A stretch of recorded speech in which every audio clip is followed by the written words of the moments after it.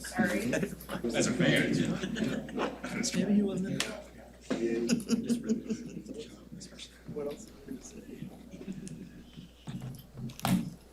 Marques, with Miles out this week, I mean, how much bigger is your role? Just kind of have this back end of the defense set and ready to go. Honestly, I feel like everything's going to play out the same. You know, my role is still going to be the same. People are just going to, you know, everybody's going to step up. It's not going to be anything different, you know. Next man up is what we've been preaching all year, and that's what we're going to preach now. So, you know. What's it like to be a safety in the Big Ten and face these run games week after week? What's that been like for you physically?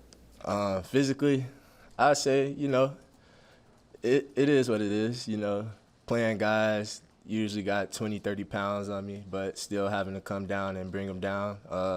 It definitely takes a wear on the body for sure, but we have our training staff is second to none. How our meals are structured are second to none. So they do a great job, you know, making sure everybody's body is right and ready to go for each and every week. What do you think this challenge, speaking of running games, you know, you faced Chase Brown 2 weeks ago, you get Ibrahim last week, now you get Blake Corum. Someone was saying that he's the best running back he's ever coached. Mm-hmm. What's your take on Corum, and is he going to be the best of the three that you've seen here in recent times? All those guys that you just named were very good players. A lot of respect for each and every one of those guys. But, you know, I feel like for me and all the rest of the guys, everybody has to put their helmet on the same. Everybody got to put their shoulder pads on the same. Everybody has to pull their pants up the same. So, you know, at the end of the day, we're going in there to beat Michigan. We're not going in there to beat just Blake or just the quarterback or just one person on the team. We're going to win the game entirely. So although he's a big part of that, I will say that, you know, we don't really let names and like hype stuff really get to our head because, you know, everybody's just a regular person at the end of the day. What's your role in the Michigan game last year? Just mainly special teams, and what did you think about the physicality? And I don't if you didn't play against their offense, then maybe you're not in a position to answer this question. But from what you've seen on tape, what you experienced in that game, how'd you feel about the physicality that they played with? I feel like it's just going to be like any other conference game. You know, every week we play a team in the Big Ten. We know that we have to come with our pads strapped tight and cleats laced up, ready to go. So, you know, I feel like the physicality of the game is going to be, you know, about where it's been these last few weeks for us. So I think we should be fine. That was the college football playoff team that you guys lost to by 3 points here last year. So what did you guys do well from your standpoint in that game to keep it as competitive?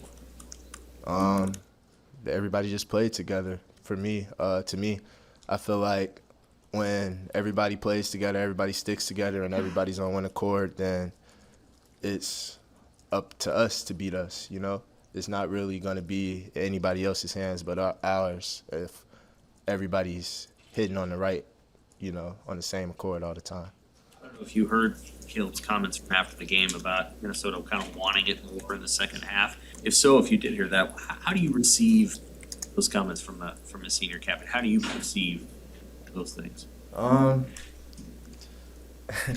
know the effort of me and my teammates, so you know, I don't feel like there was any of that in there in the air.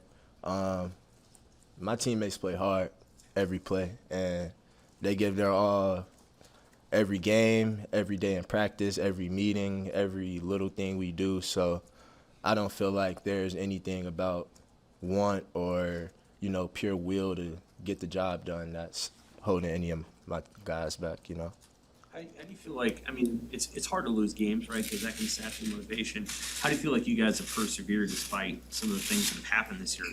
Coaches leaving and all those other things. We haven't quit. Nobody's giving up. Nobody's throwing in the flag. Nobody's making excuses. At the end of the day, we're not blaming any of our losses on any of the situations that we've had to deal with this year because in the real world, you go through stuff and you gotta push through adversity at all times, and that's really a big part of what the coaching staff has been trying to, keep in our heads. What the different leaders on the team have been keeping in the locker room, the tone and everything. So just don't quit and stay together, and that's just been what we've been doing. What have you seen out of Phelan Sanford, if he's the guy next to you? I've played next to Phelan a lot of times. I'm not sure who will be that guy next to me, or how we're gonna handle it, or how the coaches are gonna handle this situation. But whoever they put right there, I feel like I have the utmost confidence, and I'm sure that they'll come ready to play Saturday. What about Deshaun? It's another guy that makes a good figure into that mix. What have you seen from him since he got here? Deshaun has been a great player since he's been here. He's been nose deep in everything that we've been doing. So Deshaun's a great player, that's what I'll say. Anything else? All right, thank you. He's fair.